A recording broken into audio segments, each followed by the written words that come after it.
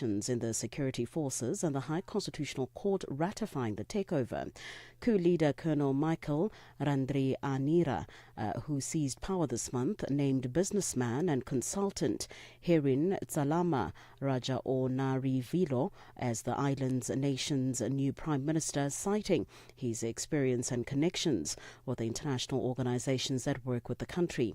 Senior lecturer at the Wits School of Governance, Dr. Frank Ligaba, elaborates. This appointment, approved by the High Constitutional Court, seems to be a legitimate government now in place in Madagascar. And I think it's going to be a very difficult terrain for SADC and the AU to navigate. Over the years, the developments in Madagascar's political system, particularly after 2009, they've been hinged upon what the High Constitutional Court pronounces itself on. So the High Constitutional Court has been a cornerstone, particularly after 2009, in resolving public affairs in Madagascar, and SADC and the AU have kind of given this High Constitutional Court respect as a body that mediates the political developments in Madagascar. In Sudan, there are reports of a drone attack near Khartoum International Airport. The South Sudan's Civil Aviation Authority were due to reopen the facility for domestic flights for the first time in over 2 years tomorrow. The BBC's Shingai Nyoka reports. Witnesses told the AFP news agency that they heard sounds of drones followed by multiple explosions in an area near the airport early Tuesday morning. Images posted on social media and yet to be verified by the BBC appear to show a series of blasts. There's no information on casualties or damages. Khartoum International Airport had been heavily damaged and closed since fighting erupted between the Sudanese army and the paramilitary Rapid Support Forces 30 months ago. After months of repairs, authorities had planned to reopen the facility to domestic flights on Wednesday. South Africa's Police Minister Senzo Mchunu is testifying before Parliament's ad hoc committee. The committee was established to look into KwaZulu-Natal Police Commissioner Nhlanhla Mkhwanazi's allegations that top police officers, including Mchunu, are corrupt, interfere in policing operations and have ties with criminal syndicates. Mchunu testified before the committee last week. Celine Merrington reports. Mchunu is set to continue with his evidence-in-chief, led by Advocate Norman Arendse. Last week, Mchunu told MPs that he stands by his decision to issue a directive to disband the political Killing Stars team on the 31st of December last year. He believes that he has the authority to do so and the decision was lawful. The disgraced minister has also revealed that he had briefed President Cyril Ramaphosa on the decision to disband the PKTT and the president had backed his decision. Members of Parliament will have an opportunity to question Mchunu as soon as Arendse has completed his questioning. It is likely that MPs will continue their questions to Mchunu tomorrow that will make him the witness with the most number of days before the committee so far.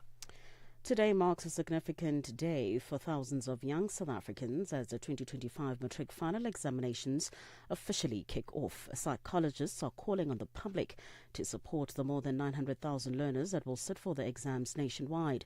Chairperson of the Parents Association of KwaZulu-Natal, V. Gani, has encouraged the learners to take the exams seriously, saying they represent a major turning point in their lives. This year, 2025, would mark the culmination of many years of study for our learners, for our children in school. So they spent the last 12, 13 years of their lives in school. This is actually a time where they have to put in a little bit of effort in order to secure a good result, which will stand them in good stead for the rest of their lives.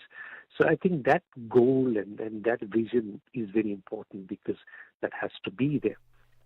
And finally, Nicolas Sarkozy has become the first French former president to go to jail as he starts a 5-year sentence for conspiring to fund his election campaign with money from late Libyan dictator Muammar Gaddafi. Sarkozy, who was president from 2007 until 2012, has appealed against his jail term at the La Santé prison.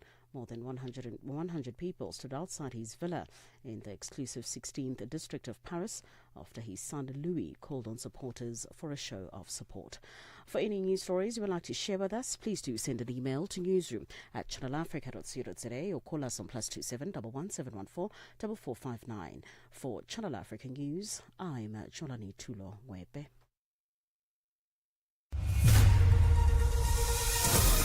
SABC News. The African Perspective. In our sports headlines, South Africa's Proteas women bowler Masabata Class has declared that they have their eyes firmly set on winning the ICC Women's World Cup. Now, Arsenal manager Mikel Arteta says he looks up to Atletico Madrid's boss Diego Simeone before their clash tonight in the Champions League. I'll be back with these and other stories at the bottom of the hour. Africa Update with Lulu Gaboo, 12 to 1 p.m. Central African Time. Well, thank you to Jalani Tulongwepe with our news update and Figile Lingwati with our sports headlines. It is 12:06 Central African Time, and we're coming to you live from Johannesburg in South Africa on DSTV's Audio Bouquet channel 802, OpenView channel 628, and on www.channelafrica.co.za, as well as on the SABC Plus app, available on the Apple and Google Play stores. Join us in conversation on our social media platforms. That's on X, Instagram, and subscribe on YouTube at Channel Africa 1. On Facebook at Channel Africa, you can also send us your comments and voice notes to +2763 as 406 9126 #Africa Update, and let us know which country you're in. And if you have any stories that you'd like us to highlight or to focus on, send us an email. It is newsroom@channelafrica.co.za, or give us a call on +2711 714 4459. Well, today on #Africa Update Asks, the 4th International Conference on Public Health in Africa, co-hosted by the Africa Centres for Disease Control and Prevention and the Government of South Africa, begins tomorrow in Durban in the KwaZulu-Natal province of South Africa. Now, our question to you today is, what issues are you hoping will be addressed in this conference? Share your thoughts and your views on all our social media platforms. That's on X, Instagram at Channel Africa 1, on Facebook at Channel Africa. You can also send us your comments and voice notes to +2763 as 406 9126 #Africa Update Us. Africa Update, your daily dose of African insights with Lulu Gaboo on Channel Africa. It is 12:08 Central African Time, and we're coming to you live from Johannesburg in South Africa. The inaugural New Energy Vehicle Summit begins tomorrow in Midrand in Johannesburg in the Gauteng province of South Africa. The summit, hosted by the Gauteng Growth and Development Agency, Automotive Industry Development Centre and the Tshwane Automotive Special Economic Zone. The event will showcase progress, partnerships and practical steps towards building a robust local NEV ecosystem. And to tell us more, we are joined on the line by Dr. Bheka Zulu, the Chief Executive Officer, Tshwane Automotive Special Economic Zone. Dr. Zulu, good afternoon and thank you for joining us on Africa Update. Good afternoon to Lulu and your listeners, and thank you for having me. Dr. Zulu, how significant is the New Energy Vehicle Summit in positioning Gauteng in particular and South Africa more broadly as a leader in Africa's new energy vehicle transition? Thank you for that question. Lulu, first and foremost, this summit is a significant event, and for us, this is not just a conference. It's a strategic declaration that Gauteng is the heart of South African automotive industry. And with the contribution of over 60% of country's vehicle production, by hosting this summit, we are claiming that Gauteng is taking the continent's nerve into its technological shift. But for us, what's important is the role that Gauteng needs to play as the Africa leader and the gateway for new energy vehicles. How ready is South Africa's automotive sector to compete in the global NEV market? And what progress has been made since the release of the EV white paper in 2023? The South African market, and I must say to you, we are no longer passengers now. We are gearing up for the race on the global EV track. And since 2023, the EV white paper has significantly focus on promoting the NEVs for this country. And I think for us, it's important to understand that we have the capacity for R&D as a province, and we need to take and shift this into global scale. I just want to highlight for your listeners the importance of what this means for the country. And if you look at the kind of collaboration that we want to bring into the country, we want to bring in the international investors on the one table. We want to activate governments to actively pursue bilateral agreements within the key African markets and to harmonize standards that will reduce trade barriers. And for us, we want to see promotion of local OEMs and the large component suppliers beginning to design the regional value chains. And we want to position South Africa as a country with complex of sub-assemblers that are exporting to African countries. And also, we want to move towards seeing the African continent as 54 individual markets into one integrated community. So the importance of this summit for us has significant milestones, and it significantly focuses on bridging pace and inclusion. And if you look at how the global industry is moving, we're moving at a lightning speed. And for us, our aim and goal is to shift consensus and policy carefully. We want to make sure that we start the dialogue early. We don't want to be an afterthought as an African continent.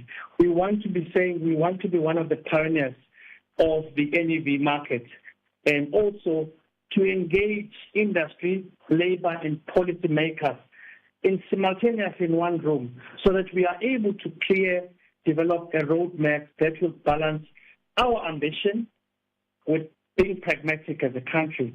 I think for us, importantly, we want to invest on the skills for the jobs of tomorrow that the NEV market will bring for us. Dr. Zulu, how well do national and provincial policies currently support the NEV ecosystem, and what further policy interventions or incentives are needed to accelerate adoption and manufacturing? The road is paved for us. We need the green light to go faster. The policies are in place. We need to streamline tax incentives, import duty adjustments that will support local manufacturing. But also, over and above that, we need to then get provincial backing to create the right infrastructure for charging networks so that we can able to accelerate this kind of adoption.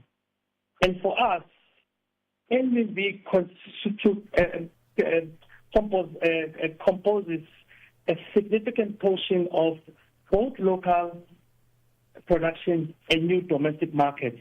And over and above that, we want to deepen and diversify local component supply chains, including battery assemblies, so that South Africa becomes the net exporter of NEV and components for the rest of the continent.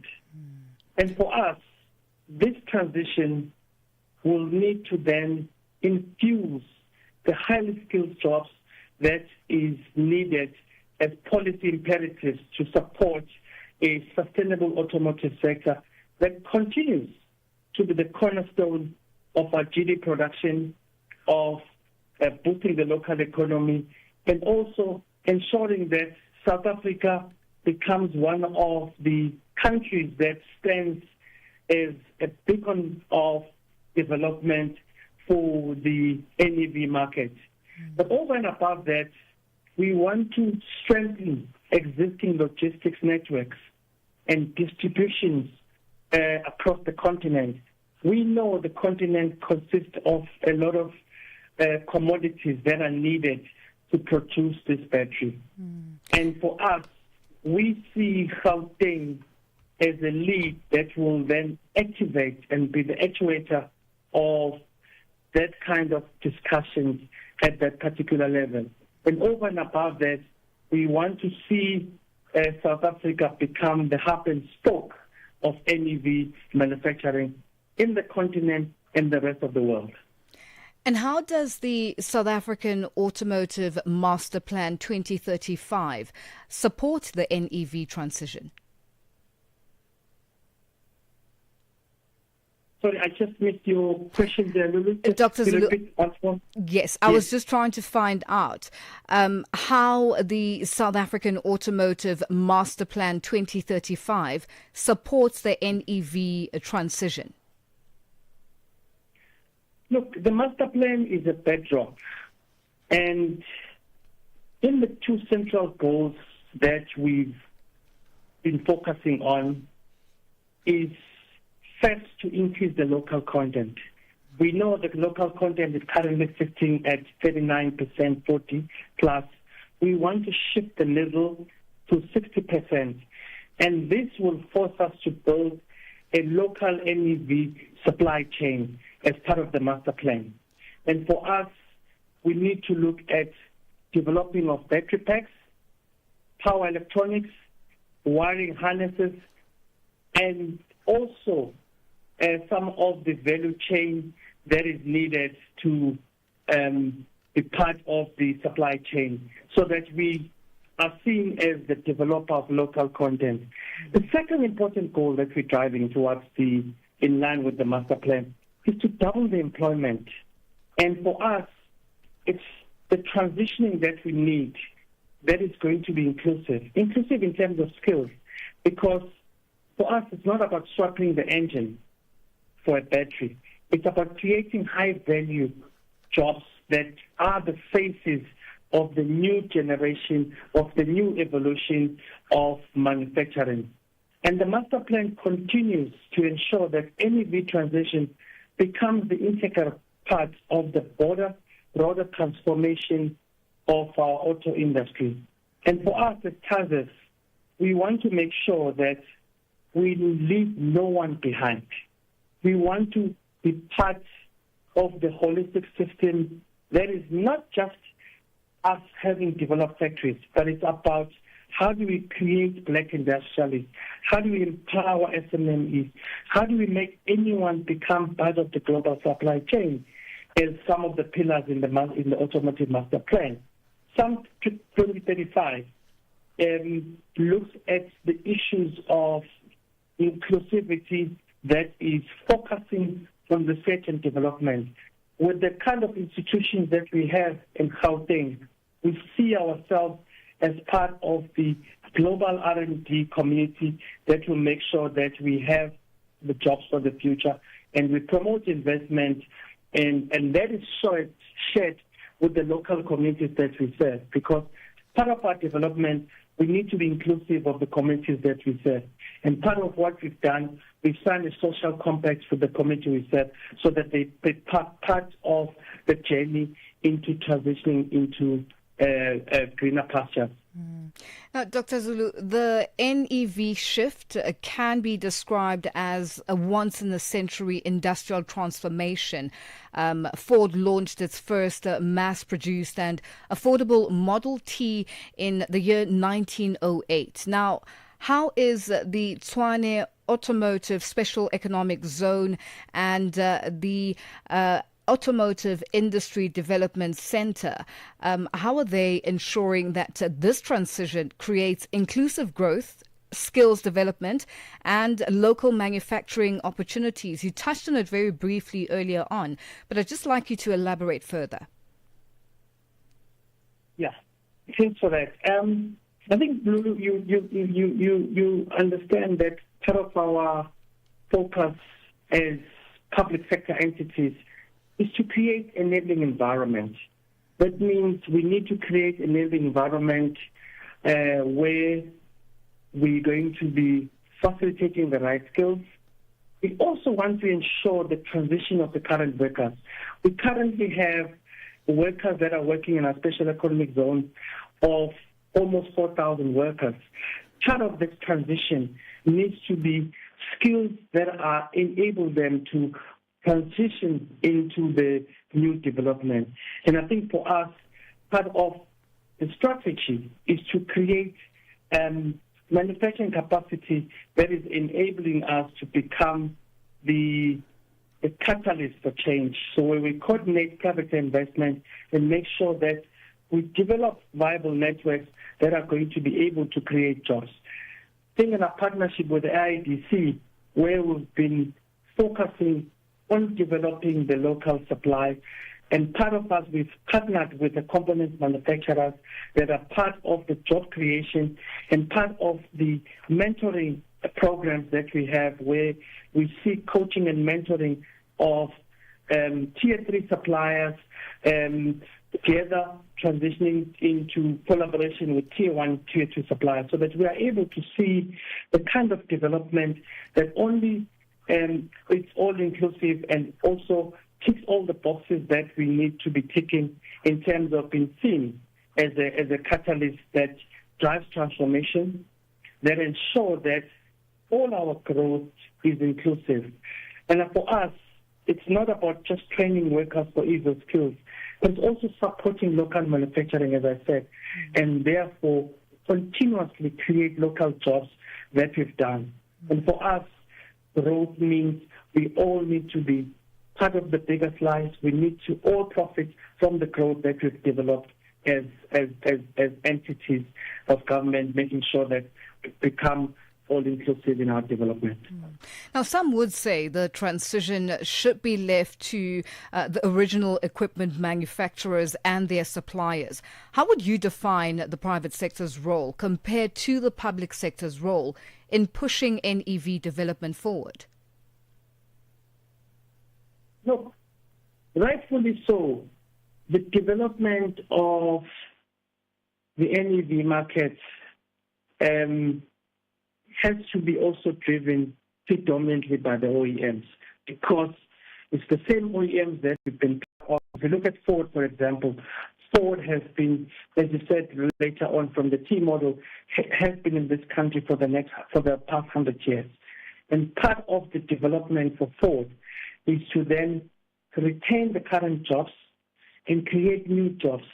And in creating new jobs, that's where you see the OEMs transitioning into plug-in hybrids and all other kinds of new energy vehicles. And part of our support strategy, we're supporting new energy vehicles, including hydrogen developments that have been, presented in the different aspects. And rightfully so, if you look at some of the developments of the evolution towards NEV, been driven by OEMs. But what is nice and interesting of late, Lulu, is to see the new emergence of new OEMs that have not been historically in the pipeline. We see a new emergence of OEMs as we go along, where they're going to be partaking in the development of NEV. And if you look at the last mile delivery, which has been part of what we've been supporting, we see a lot of value chain that have been created in that spectrum, where we see a lot of SME piggybacking on the development, piggybacking on the change, and becoming part of the development. And interestingly so, part of the latest investment that we've been receiving, or some of the partnership that we've been receiving in our SEZ, it's new black industrialists that are coming into the stream, that are coming with this new technology, that are coming in and wanting to become the new OEMs of the future. And that's what we've been promoting and harnessing and supporting, because we want to be inclusive. We understand that there's OEMs that have been in the country for a longer time, and we still support that because they've been developing jobs. But also we want to see how have we broadened the participation of private sector or new OEMs coming to the mainstream. And I think part of this drive is to create that kind of awareness to say the NEV space is for everyone. The NEV space has opened doors for all growth for those who want to move from ICE to EVs. Now, reliable power charging infrastructure and logistics remain key bottlenecks. How will these be addressed in Gauteng's NEV strategy? Interestingly, part of the challenges that you're highlighting, the infrastructure is one of the issues that have been spoken about, where we see ourselves creating reliable charging stations and creating the logistics value chain in the process. We've been in the process of partnering with some of the charging station manufacturers in the country, and part of us is to see the rollout of the infrastructure into other areas of development, because the issue and the fear was that is there enough infrastructure to support this transition? And we're saying from a government perspective, we are willing to identify certain infrastructures that are relevant for partnership to make sure that the rollout of infrastructure, supports the development.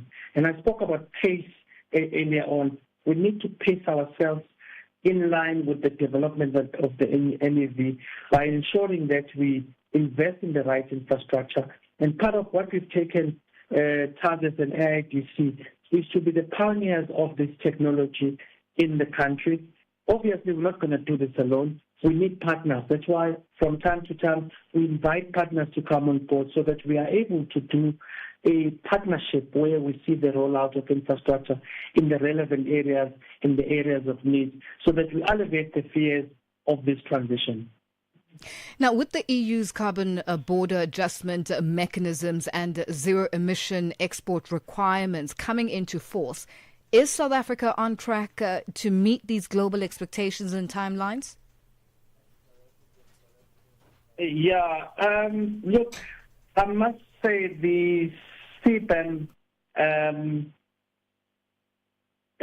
rollout from a Europe perspective, there's a 2035 cut-off point where, from a transformation perspective, we're seeing the global automotive landscape undergoing profound transformation. And this is driven by the urgency to reduce carbon emissions and achieve net zero goals. And I think South Africa, looking at our collaboration, our historical relations with the European Union, we're looking at policies that EU has adopted and making sure that we are setting timelines that are going to synchronize with the timelines that EU has set themselves.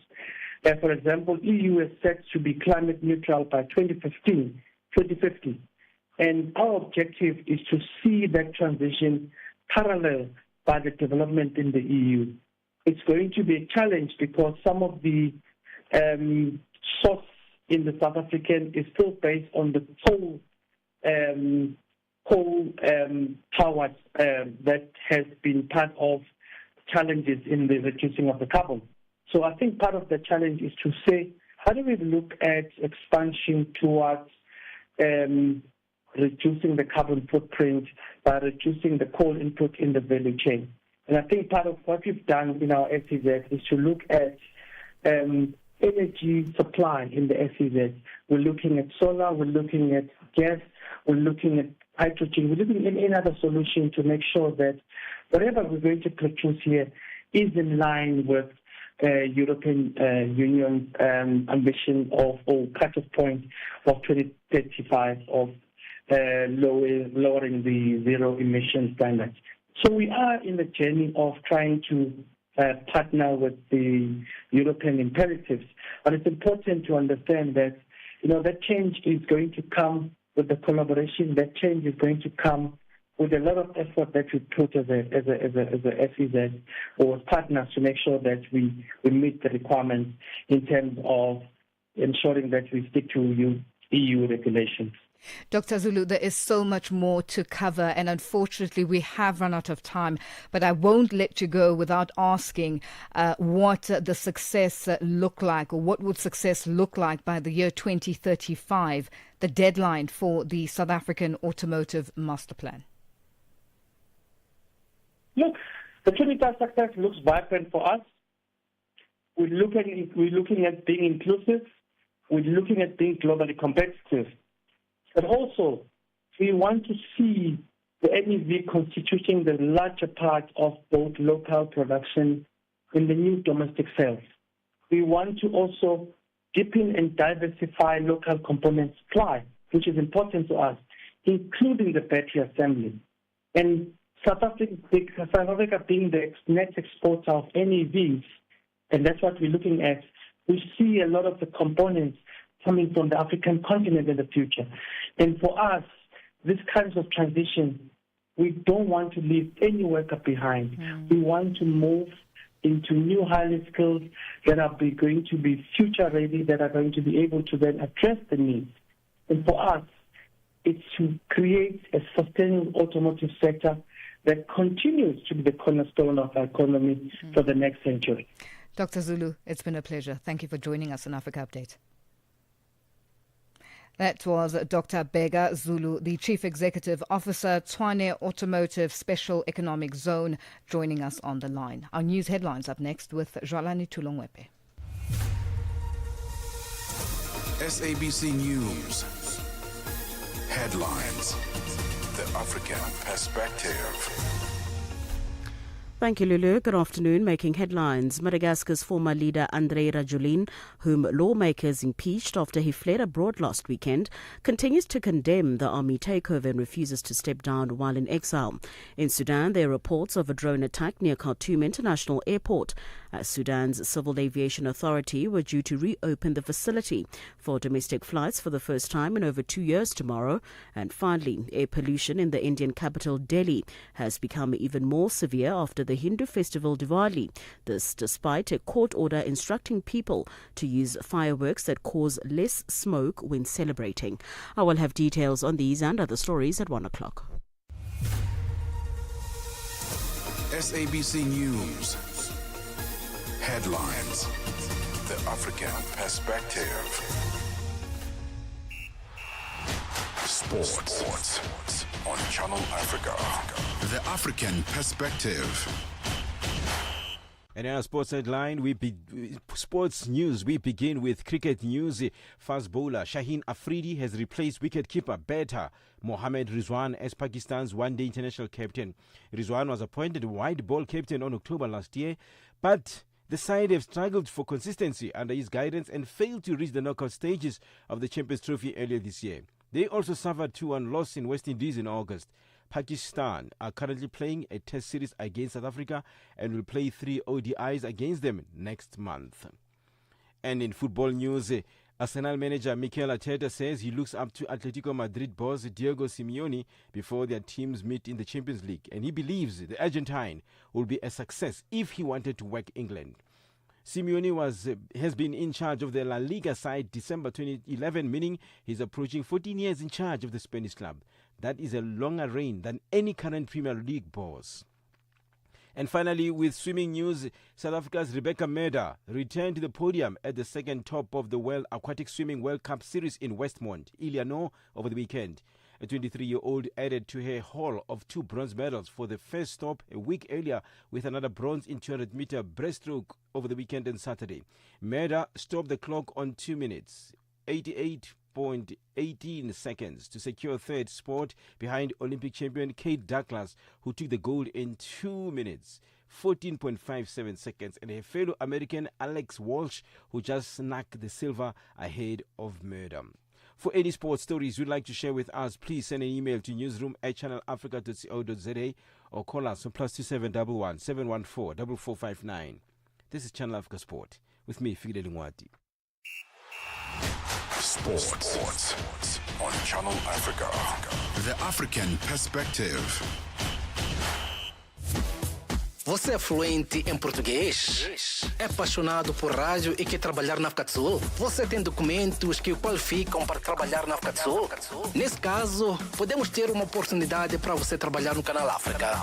Envie seu currículo e demonstração para Canal África at newsroom@channelafrica.co.za. Lembre-se, se você não receber alguma resposta nossa em 14 dias, isso significa que você não foi selecionado. Canal África, a perspectiva africana.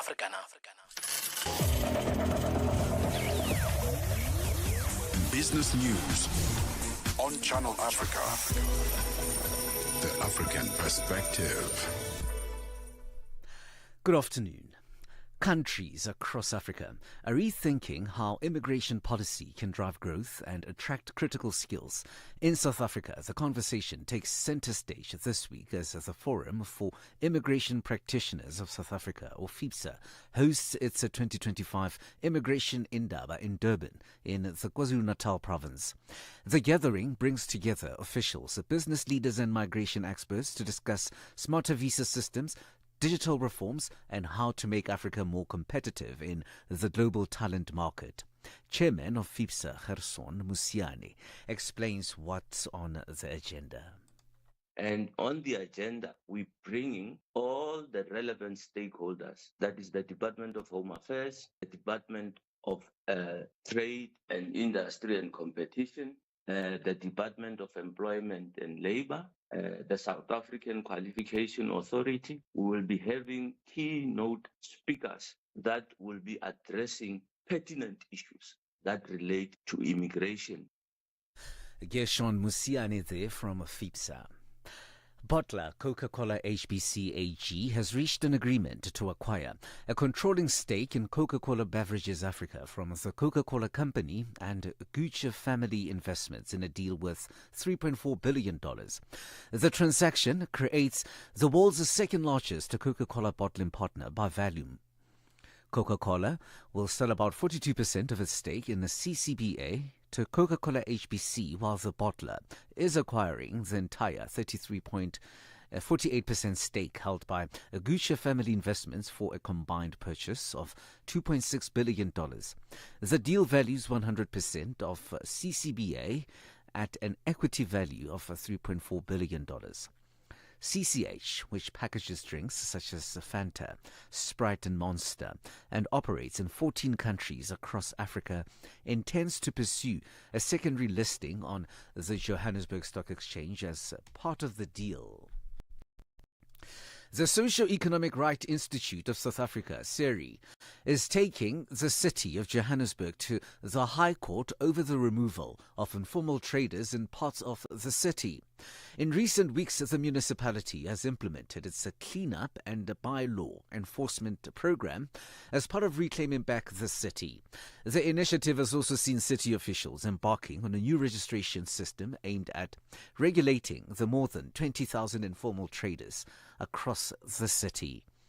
This involves the removal of unregistered informal traders operating without authorization and outside designated areas. However, SERI's Edward Molopi says that the traders believe that their rights are being infringed. This has, of course, gone on for a couple of weeks now. And so they then approached us with a request for us to represent them in taking the matter to court, because they believe that their rights have been infringed on and their ability to earn an income has been dwarfed. And so they have asked us to represent them in the matter. The matter is now in the High Court. South Africa's Inkatha Freedom Party says there is no need to replace the Black Economic Empowerment Policy. This after the Democratic Alliance unveiled its Economic Inclusion for All Bill, which aims to replace the policy.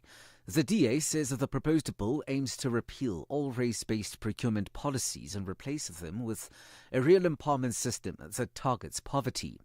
IFP spokesperson Mkhuleko Hlengwa. The IFP has always maintained that the principle BE is a necessary policy proposition which seeks to regularize the economic empowerment imbalances which exist in the country owing to the realities of the past. And BE has been compromised as a principled position by poor implementation and corruption. What we need to regularize, therefore, is how we move forward with BE to implement it correctly and to ensure that the noble ideals which had characterized it at inception are achieved. Global car makers are scoring the globe for crucial rare earths ahead of looming Chinese rare earth metal export controls, which executives are worried could lead to parts shortages and plant closures. Rare earths, magnets, power motors in car parts such as side mirrors, speakers, oil pumps, windshield wipers, and fuel leakage and braking sensors. They play an even bigger role in electronic vehicles. China announced its restrictions of rare earth mineral exports on the 9th of October, saying that the first 4 would be implemented on the 8th of November. The country has since dramatically expanded its export curbs, with companies facing global supply shortages. It's estimated that China controls up to 70% of global rare earths mining, 85% of refining capacity, and about 90% of rare earths metal alloy and magnet production. $1 in Nigeria is trading at 1,468 naira. In Botswana, it's at 13.25. Kenya, 128 shillings 39. And Zambia, 22 kwacha 63. The BRICS countries and Brazil, the dollar there will cost you 5.39. Russia, 80 rubles 83. India, 87 rupees 89. China, 7 yuan 12. And in South Africa, the dollar will cost you 17 rand 28 cents.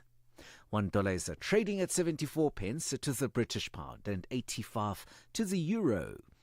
Gold is trading at $4,262 and platinum $1,573 per ounce. Brand crude oil is at $61.14 a barrel. For any business stories you would like to share with us, please send us an email to newsroom@channelafrica.co.za. or call us on +2711 714 4459. For Channel Africa Business in Johannesburg, I'm Tabisolo Hoku.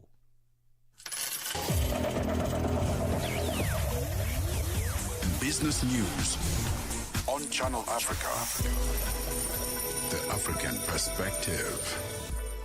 Africa Update with Lulu Gaboo, 12 to 1 p.m. Central African Time. It is 12:43 Central African Time, and we're coming to you live from Johannesburg in South Africa. Thank you to Tabisolo Hogo with our business news. Now, the 4th International Conference on Public Health in Africa, co-hosted by the Africa Centres for Disease Control and Prevention and the Government of South Africa, begins tomorrow in Durban in the KwaZulu-Natal province of South Africa. The conference will set out a bold agenda anchored in continental ownership, leadership and investment. It will highlight how Africa is charting its own path to achieving universal health coverage.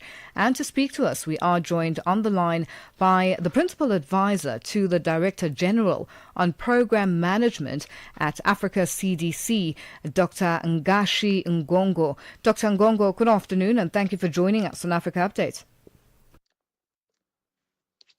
Good afternoon and thanks for having me.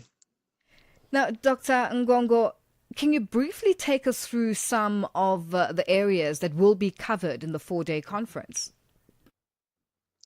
Yes, thank you very much for the opportunity. Dare to say that the theme of this conference to start with is moving towards self-reliance to achieve universal health coverage and also health security. I think that is the main theme. This conference will be gathering the scientists, the policymakers, the researchers really around Africa and some outside of Africa to come and reflect on issues that are important to Africa, to see what solutions do we need really to improve the health of the African people. toward our vision of a safer, healthier, and prosperous Africa. Because the main theme is around self-reliance, I think there are 4 key areas that are going to be discussed in this conference. Is the issue of local manufacturing. You know that from the COVID-19 experience that Africa imports more than 90% of the health products that we consume. It's only 1%, less than 1% of vaccines that are used in Africa that are produced in Africa.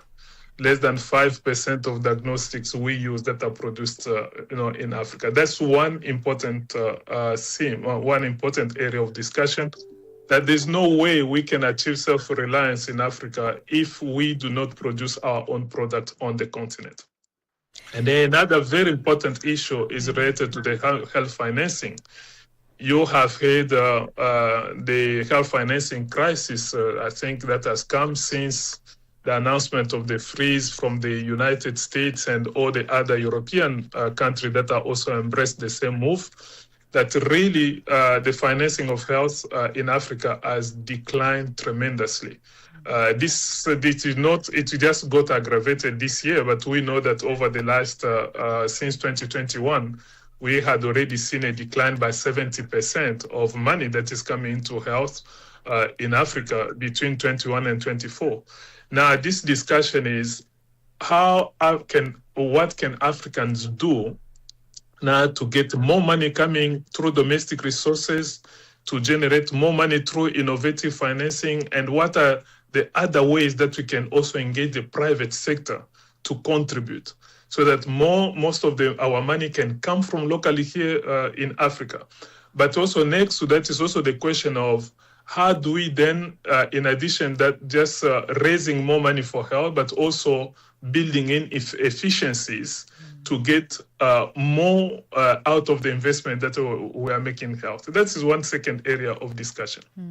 Now, talk to us about the universal health coverage and how countries implementing universal health coverage and are they getting the support that they need? You touched on something that's very key. Apart from the COVID-19 pandemic, there's also the issue of funding that has been stopped by countries like the United States, and which has left a major shortfall.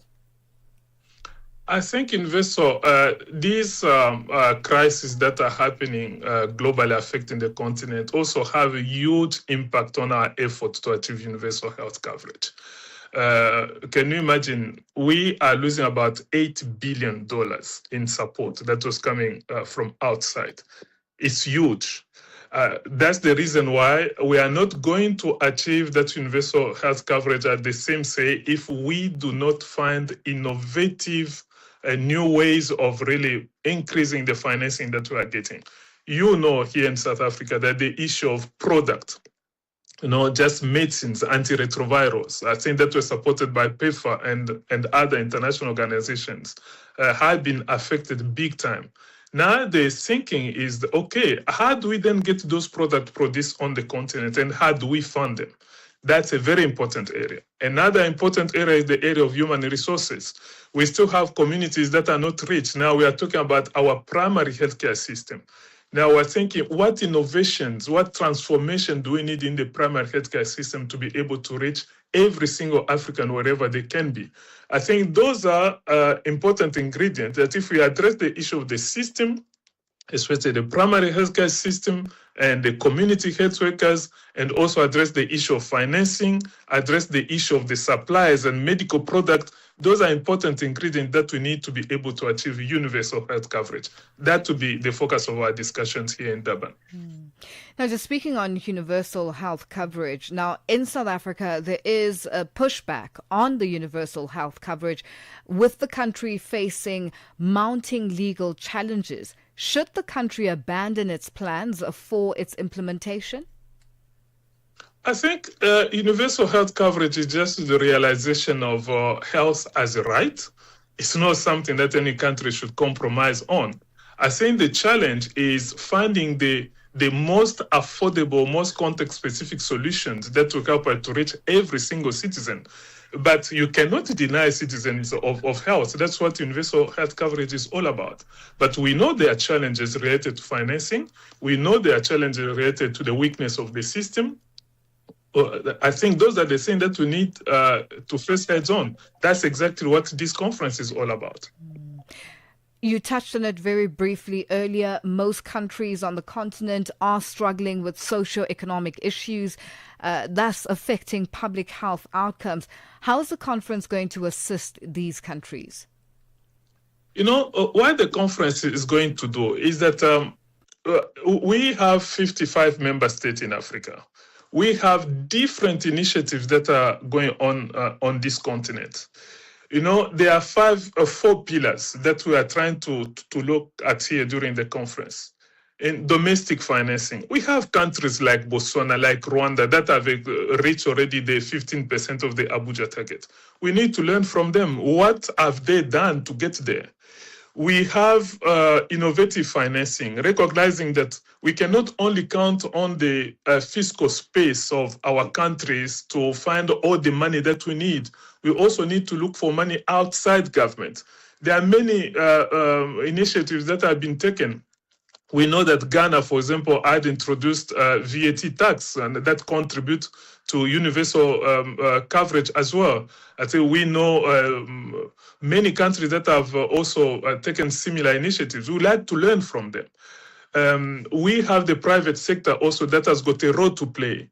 There are many experiences in Africa that we can also bring to play. That's why this conference is bringing all those experiences, understanding what are the conditions that make them work and how we can also apply them in our own context. That's what this is all about.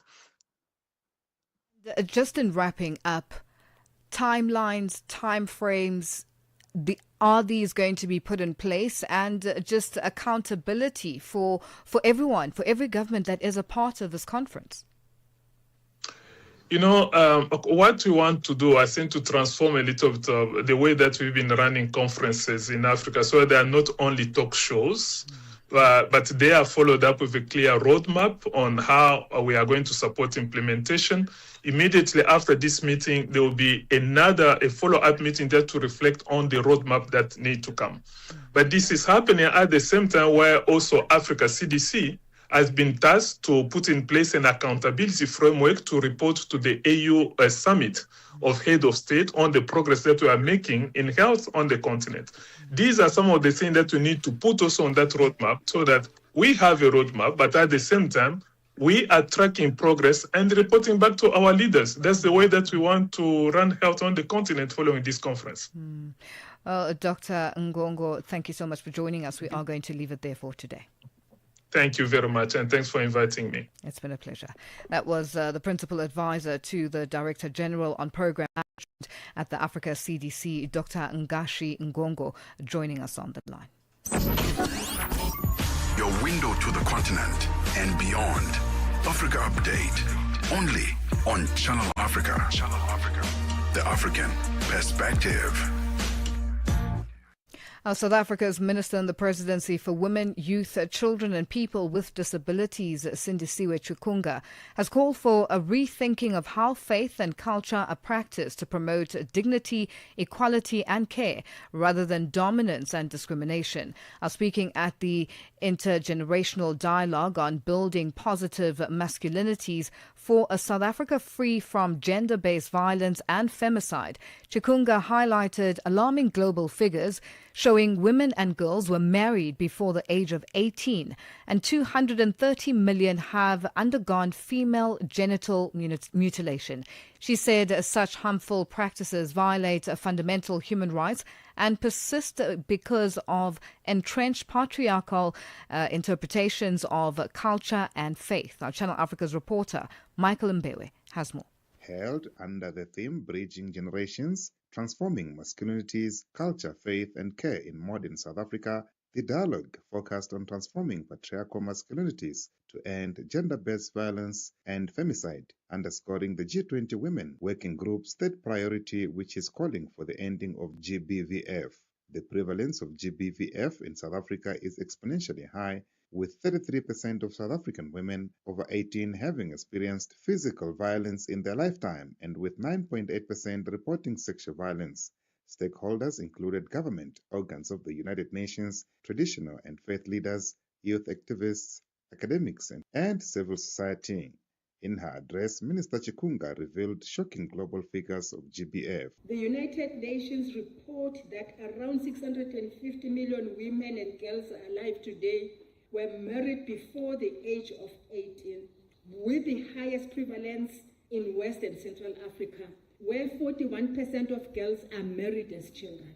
The World Health Organization estimates that 230 million women and girls worldwide have undergone female genital mutilation, a 15% increase since 2016.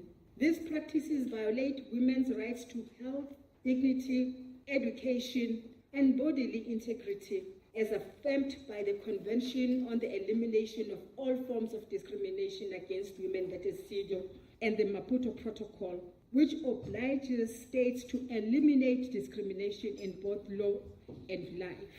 Building on her call to end harmful practices like child marriage and female genital mutilation, Chikunga said the G20 continues to champion women's empowerment by challenging entrenched inequality and patriarchal masculinities. This G20 has advocated for the advancement of women's empowerment because too often the engine of inequality and patriarchal masculinities have gone unchallenged.